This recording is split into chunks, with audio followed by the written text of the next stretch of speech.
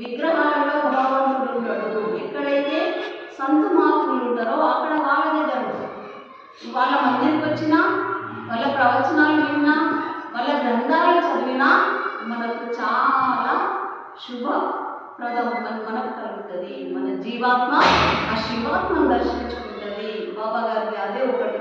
మనకి ఏం కావాలి చెప్పండి? జీవితంలో శివుని దర్శించుకోవాలి, జ్యోతిని మనం దర్శించుకోవాలి. ఈ జీవితంలోని జీవం ఉన్నప్పుడే అని అది బాబా గారికి కృప ద్వారా జరుగుతుంది. గురు కృప లేని ఇది గుడ్డి జీవి. గురువు లేని జీవి ఏమంటారు? గుడ్డి జీవి. ఇప్పుడు లైట్ లేకపోతే రూపాన్ని ఏమైతే చీకటి. మన జీవితం కూడా అంతే. లోపల మనకి చీకటిగా ఉన్న వెలిగిస్తాడు గురువు. మన లోపల జ్యోతిని వెలిగించుకోవాలి గురువు గారు. పోయినాక ఏం చేయాలి? చీకట్లో వెళ్ళిపోతుంది. మనం ఎప్పుడైతే జ్యోతి వెలిగించుకోలేమో, గురువు లభించకుంటే ఈ జీవి వెళ్ళిపోతుంది, చీకటిలోకి అజ్ఞానంలోకి వెళ్ళిపోతుంది. मानव जन्मामध्ये आपलं स्वरूप पाहता येते. पाहणं हेच खरं आहे.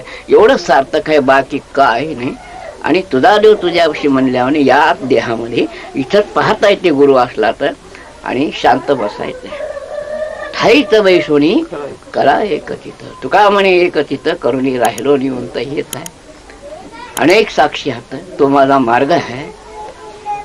काहीच भानगडी करायचं नाही.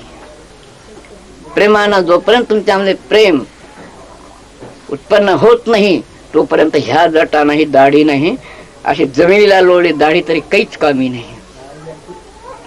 आणि तशा महाराजाला तुकाराम बाबा म्हणले, ऐसे कैसे झाले बहुदो कर्म कोणी म्हणते साधू, अंगा लावून या राख डोळे झाकून करती पाप, दावे वैराग्याची कळा विषय भोगतो सोहळा.